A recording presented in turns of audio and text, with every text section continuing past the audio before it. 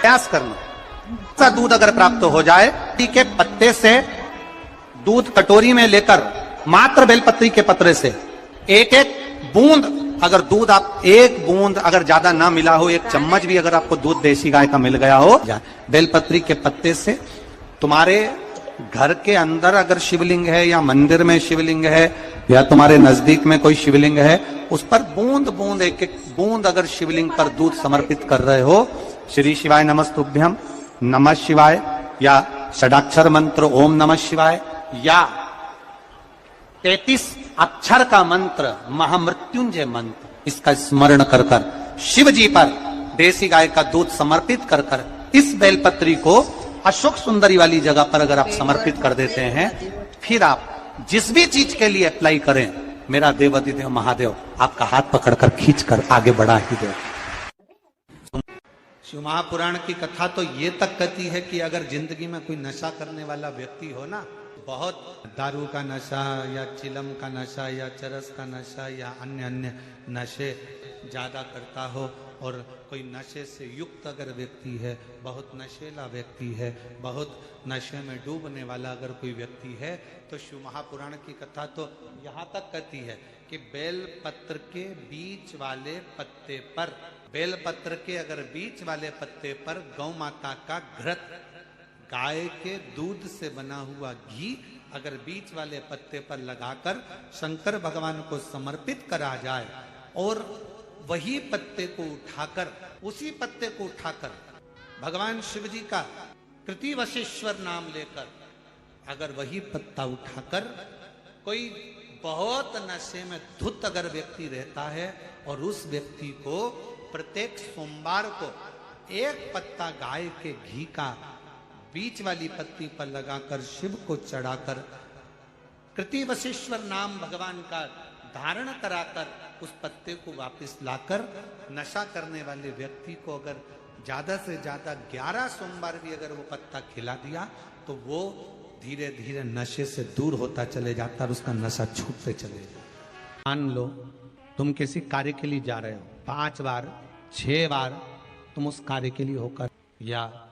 किसी से अपना पैसा लेना है और तुम उसको पास 50 बार होकर आ गए हो, भैया पैसे कब देगा, या किसी कार्य के लिए जा रहे हो, वो कार्य नहीं हो रहा, 50 बार होकर आ गए, लाल चंदन को अच्छा घिसो और घिसकर तैयार कर कर, लाल चंदन घिसो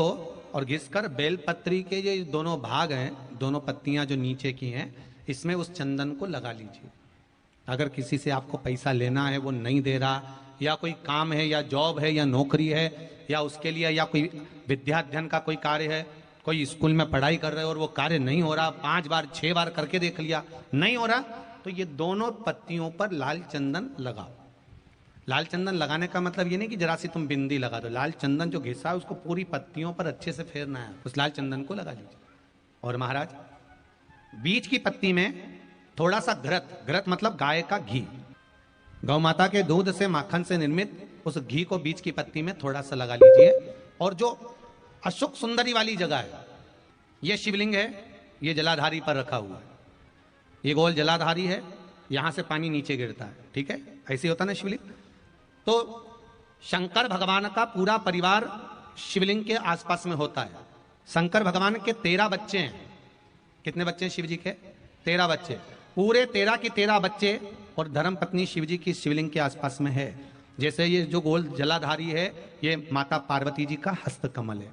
शिवलिंग रखा है, ये शंकर जी का स्वरूप है। जहां से पानी नीचे गिरता है, राइट भाग गणेश जी का स्थान, लेफ्ट भाग 6 कार्तिकेय, षडानंद कार्तिकेय का स्थान। जहां शिवलिंग का जहां पानी जाता है, उसके बीच में एक मोटी सी लाइन होती है, वो शंकर भगवान की सबसे छोटी लड़की जिसका नाम अशोक सुंदरी है, उसका स्थान है। ऊपर से बूंद बूंद पानी जो शिवलिंग पर गिर रहा है, ये शंकर भगवान की 5 लड़कियों का स्थान है, जया, विषहरा, शामली बारी, दौतली और देव।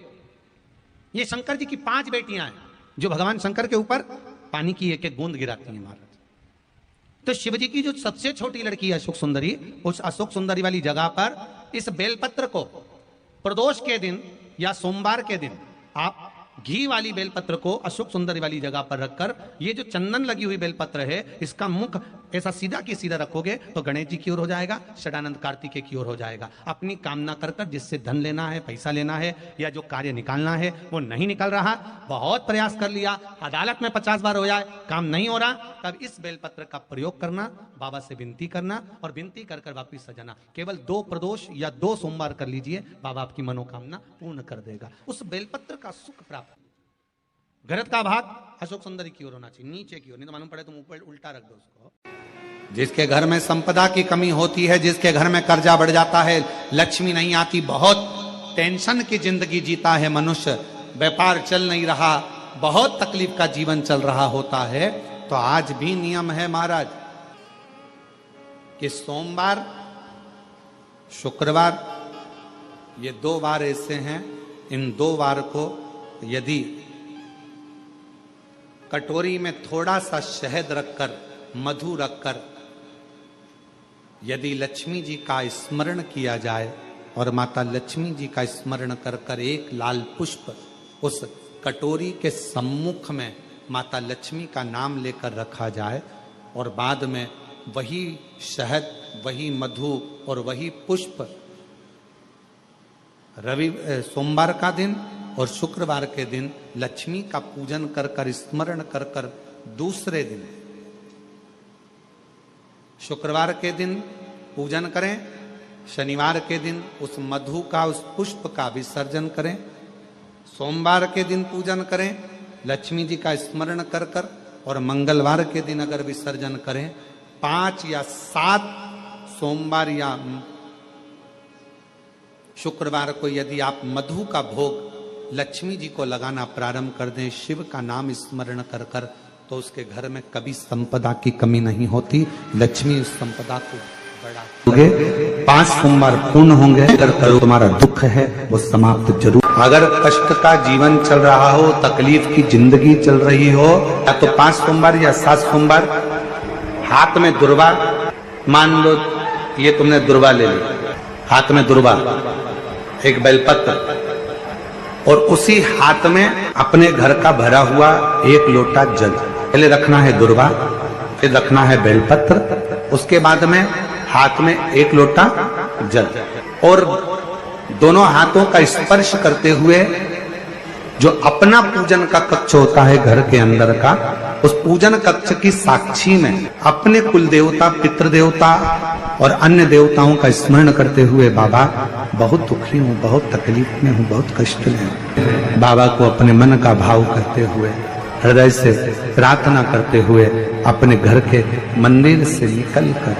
फिर उस जल को लेकर शिवालय तक जाओ और